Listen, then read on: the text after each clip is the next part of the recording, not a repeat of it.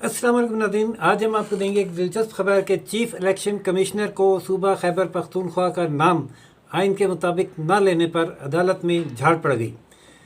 नाज़रीन, गुज़िश्ता रोज़ मैंने आपको खबर दी थी कि सुप्रीम कोर्ट ने इलेक्शन कमीशन से बल्दियाती इंतखाबात करवाने के लिए शेड्यूल मांग लिया है और ये शेड्यूल उन्हें एक हफ़्ते के अंदर अंदर देना है। कल जब उन्हें सुप्रीम कोर्ट में गुज़िश्ता रोज़ तलब किया गया और उनसे पूछा गया कि उन्होंने अब तक बल्दियाती इंतखाबात का स्केड्यूल क्यों जारी नहीं किया, तो चीफ इलेक्शन कमिश्नर ने उसकी मुख्तलिफ़ वजूहात बताई और ये बताया कि खैबर पख्तूनख्वा में बल्दियाती इंतखाबात 8 अप्रैल को करवाने का ऐलान किया गया है। लेकिन जब उन्होंने ये बात बताई तो उन्होंने खैबर पख्तूनख्वा के बजाय लफ्ज़ बोला KPK, जिस पर जस्टिस काजी फ़ाइज़ ईसा ने उन्हें झाड़ पिला दी। उन्होंने कहा कि आप आइन पढ़ें, आपने आइन के तहफ़्फ़ुज़ का हल्फ़ उठाया हुआ है, इस पर अमल करने का हल्फ़ उठाया हुआ है और एक आइनी ओहदे पर आप विराजमान भी हैं। पढ़ें इसमें क्या लिखा हुआ है। सूबे का नाम, इसमें सूबे का नाम लिखा हुआ है खैबर पख्तूनख्वा। आप इसको KPK क्यों कह रहे हैं? इस किस्म के इक़दाम से सूबों में महरूमियाँ पैदा होती हैं और लोग तौहीन महसूस करते हैं। जिस सूबे का जो नाम है वो पूरे का पूरा उसको लिया जाए। खैबर पख्तूनख्वा बोलने में कितना वक्त दरकार है, या ये कोई बहुत लंबा और मुश्किल और तवील नाम हो जाता है?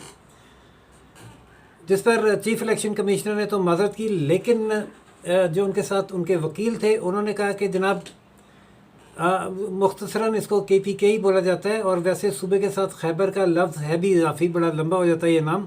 खैबर का तो उससे कोई ताल्लुक़ ही नहीं है।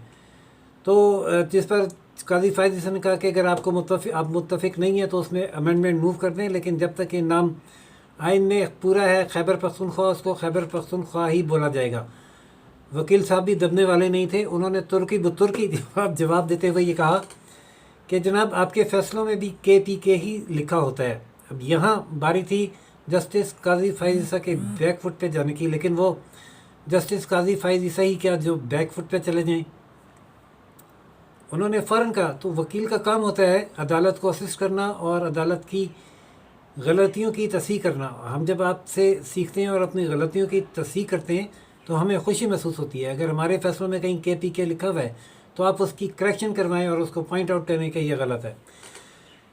नाज़रीन, बहुत बरहम थे अपना जस्टिस काजी फ़ाइज़ ईसा साहब, और वो यहाँ तक कह रहे थे कि आइन पर अमल दरामद ना करना भी आइन को सबूताज करने के मुतरादिफ है और उस पर भी आर्टिकल 6 का इतलाक़ होता है। उन्होंने चीफ इलेक्शन कमिश्नर से कहा कि वो आइन का आर्टिकल 5 और 6 पढ़ें, जो उन्होंने पढ़ा, जिसमें यह लिखा हुआ था कि आइन को तोड़ना, उसको एबियंस में रखना, उस पर अमल ना करना आइन के आर्टिकल 6 के तहत सज़ाए मौत का हकदार करार पाता है। तो चीफ जस्टिस काजी फ़ाइज़ ईसा ने जब ये पूछा कि बल्दियाती इंतखाबात कब ड्यू हुए, किस सूबे में कब ड्यू हुए और उस पर अब तक अमल क्यों नहीं किया गया, जब उस पर चीफ इलेक्शन कमिश्नर ने अदालत को ये बताया कि पंजाब ने बल्दियाती अदारे तहलील किए थे, बाकी सूबों में ये अपनी मुद्दत पूरे करके ख़त्म हुए।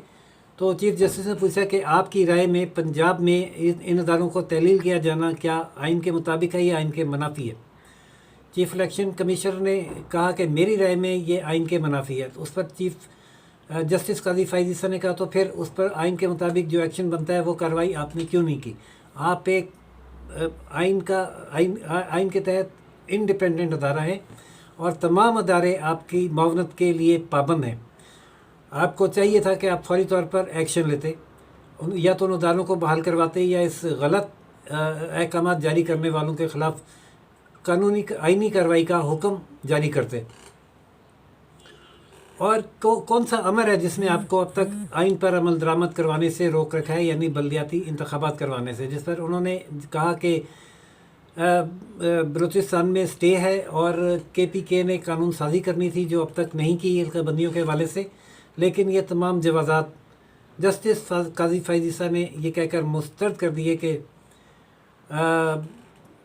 अगर बलूचिस्तान ने स्टे दिया हुआ तो उसके ख़िलाफ़ अपने अपील क्यों फ़ाइल नहीं की? अपील फ़ाइल करें और हमें दिखाएं कहाँ स्टे, और क्या किसी सूबे में कानून साजी मौखर करके एक आइनी इदारे को मफलूज किया जा सकता है? جب تک نیا قانون نہیں آتا تب تک پرانا قانون ایگزسٹنس میں ہے. آپ پرانے قانون کے مطابق شیڈول جاری کریں اور الیکشن کروائیں. جب نیا قانون آ جائے گا تو پھر نئے قانون کے مطابق چلنا ہوگا.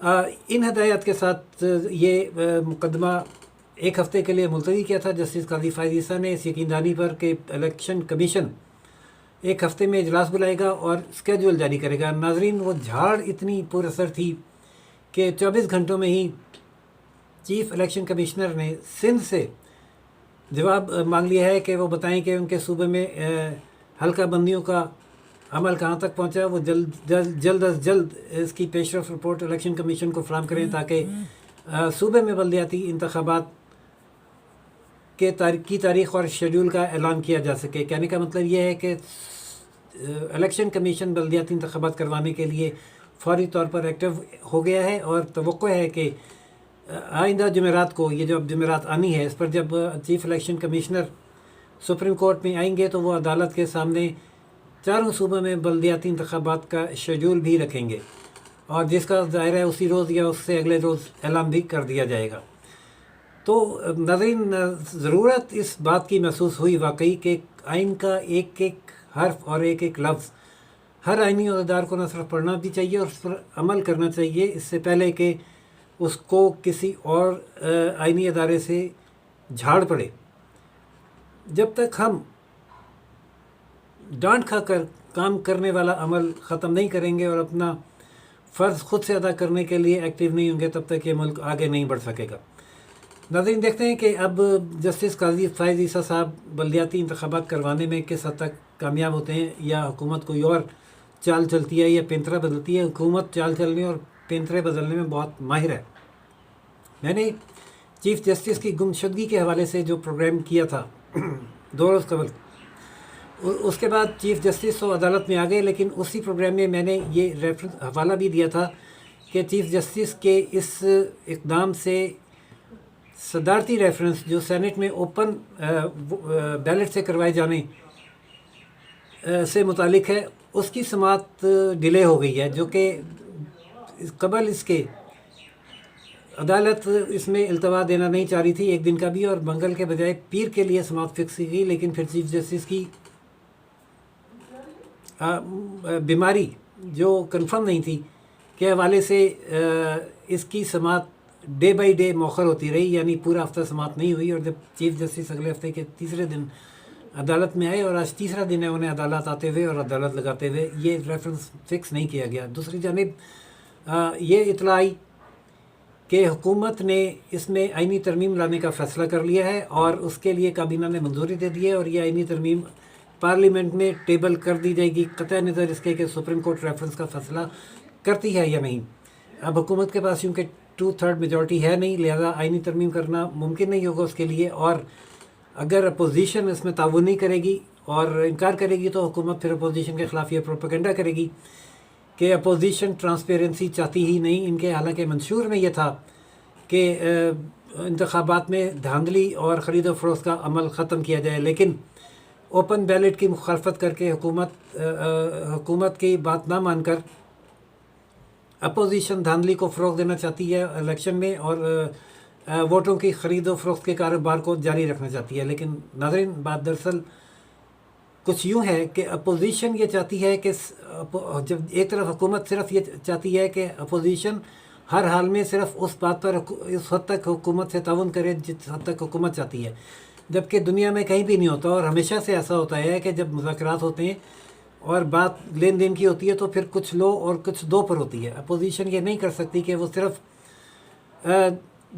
وہ اقدامات جو حکومت کی فیور میں جا رہے ہیں اس پر حکومت کے ساتھ تعاون کرتے ہوئے قانون سازی کروا دے اور حکومت اپوزیشن کی کوئی بھی بات نہ مانے. دوسری جانب اپوزیشن دھاندلی ختم کروانے کے حق میں ہے، خرید و فروخت بند کروانے کے حق میں ہے، لیکن ان کا یہ بھی موقف ہے کہ ووٹ کا اپنا ایک تقدس ہوتا ہے. اس میں آپ کسی ووٹر کو مجبور نہیں کر سکتے کہ وہ زبردستی ایک پارٹی کو یا ایک شخص کو ووٹ دے. یہ ووٹر کی آزاد مرضی ہے کہ وہ کس کو ووٹ دیتا ہے، جیسے کہ چیئرمین سینٹ کے الیکشن میں ہوا بھی کہ میجورٹی کے کچھ لوگوں نے منارٹی کے امیدوار کے حق میں ووٹ دے دیا اور منارٹی کا امیدوار چیئرمین سینٹ بن گیا. تو ووٹ کا ایک تقدس ہے اور یہ تقدس برقرار رہنا چاہیے. اس تھیم کے تحت اپوزیشن قوی امکان یہی ہے کہ تعاون نہیں کرے گی ترمیمیں اور یہ ترمیم مسترد ہو جائے گی اور الیکشن پھر سیکرٹ بیلٹ کے ذریعے ہی ہوگا.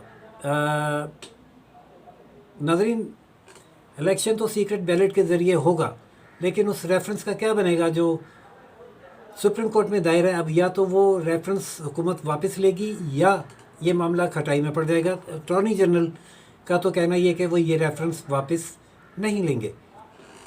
اب سپریم کورٹ اس کو چلاتی ہے یا نہیں، جو بھی صورتحال ہوگی اس کی اپڈیٹ سے ہم آپ کو آگاہ کریں گے. تب تک کے لیے اجازت دیجیے اور لائک سبسکرائب اور شیئر کرنا نہ بھولیے گا.